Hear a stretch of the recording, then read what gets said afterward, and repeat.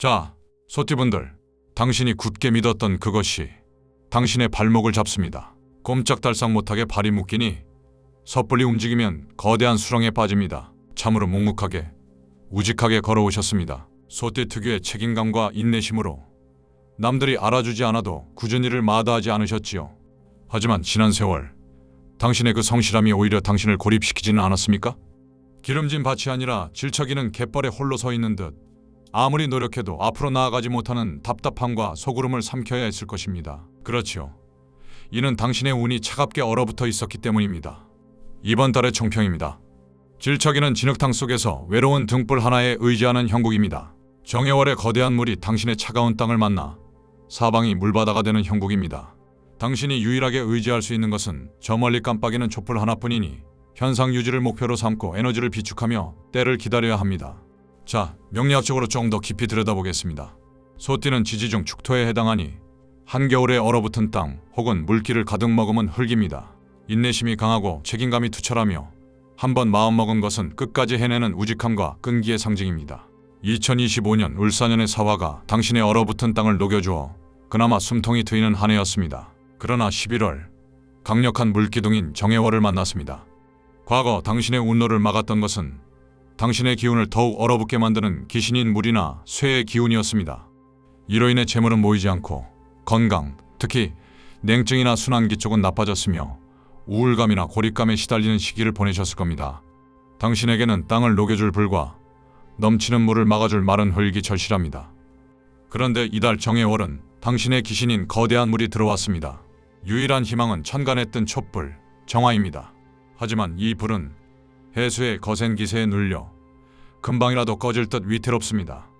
이 정화는 당신에게 인성, 즉 문서, 계약, 윗사람의 도움을 의미합니다. 이 희망의 불씨가 꺼지지 않도록 지켜내는 것이 이달의 핵심 과제입니다. 올해는 삼재에 해당하지 않으니 삼재로 인한 중액은 걱정할 필요가 없겠습니다. 신살 관계를 보자면 해수와 축토는 그 사이에 자수를 두고 해자축 방합을 이루려는 강력한 물의 기운을 형성합니다.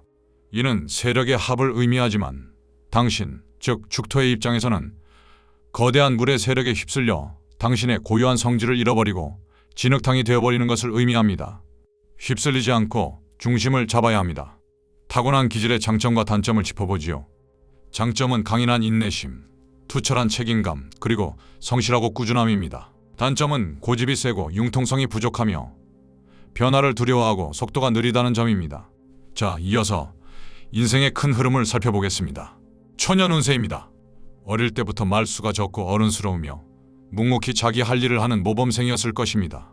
하지만 그 고집과 무뚝뚝함으로 인해 부모나 친구들과의 관계에서 오해를 사거나 자신의 감정을 제대로 표현하지 못해 속앓이를 했을 수 있습니다. 다음은 중년 운세입니다. 당신의 성실함과 책임감은 조직에서 인정받는 훌륭한 일꾼이 되게 합니다. 하지만 운이 차갑게 흘러갈 때 당신의 노력은 정당한 대가를 받지 못하고 희생만 강요당했을 가능성이 큽니다. 승진은 늦어지고 재물은 모이지 않으며 그저 성실한 바보 취급을 받으며 인고의 세월을 보냈을 것입니다. 마지막으로 말년 운세입니다. 과거의 모든 인내는 당신에게 흔들리지 않는 바위와 같은 굳건함을 선물했습니다. 차가운 운이 지나고 따뜻한 운이 들어오는 말년에는 마침내 당신의 밭이 옥토로 변합니다. 당신이 쌓아온 신뢰와 경륜을 바탕으로 안정적인 재물을 이루고 자식과 아랫사람들의 존경을 받으며 평온한 노후를 보내게 될 것입니다. 자, 그럼 11월 정해월의 상세한 운세를 풀이해 보겠습니다. 먼저 재물 운입니다. 해자축 방합의 기운으로 거대한 물이 당신의 재물을 휩쓸어가는 형국입니다.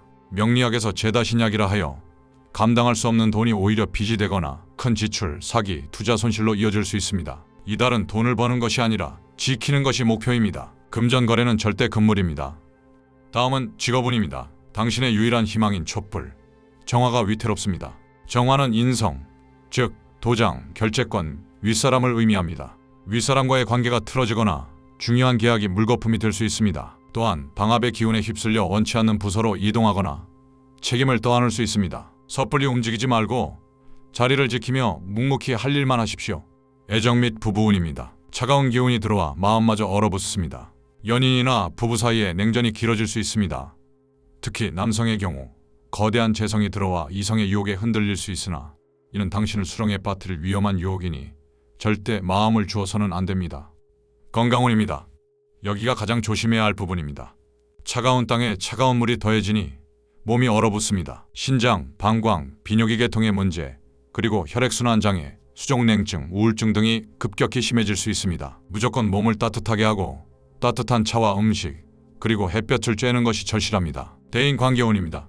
방압의 기운은 새로운 모임이나 집단에 속하게 됨을 의미합니다.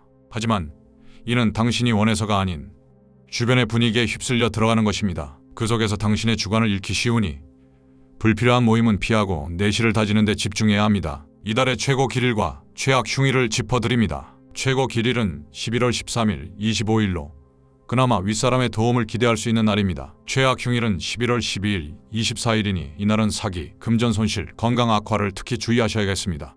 자, 마지막으로 역술가로서 3가지 최종 조언을 드리겠습니다. 첫째, 절대 움직이지 마십시오. 이달의 물은 당신을 위한 기회가 아니라 당신을 삼키려는 수렁입니다. 투자, 이직, 확장, 계약 등 모든 새로운 일을 멈추고 현상을 유지해야 합니다. 둘째, 희망의 불씨를 지켜내십시오. 윗사람과의 관계를 돈독히 하고 기존의 문서를 꼼꼼히 챙기며 무엇보다 마음속에 희망을 잃지 말아야 합니다. 공부나 명상을 통해 마음을 다스리는 것이 좋습니다. 셋째, 몸을 따뜻하게 하십시오. 이달의 모든 불행은 차가움에서 비롯됩니다. 육체적, 정신적으로 따뜻함을 유지하는 것이 이 거대한 파도를 넘는 유일한 비결입니다. 지금까지 매월 12띠의 2025년 11월 소띠분들의 운세를 들여다보았습니다. 세상은 혼란스러워도 제 영상을 보신 여러분들은 헤쳐나갈 조언을 받으셨으니 힘내시길 바랍니다. 이번 달도 매월 12띠가 함께 해드렸습니다. 영상 끝까지 봐주셔서 고맙습니다. 좋아요와 구독은 저에게 늘 큰 힘이 됩니다. 오늘도 행복하세요.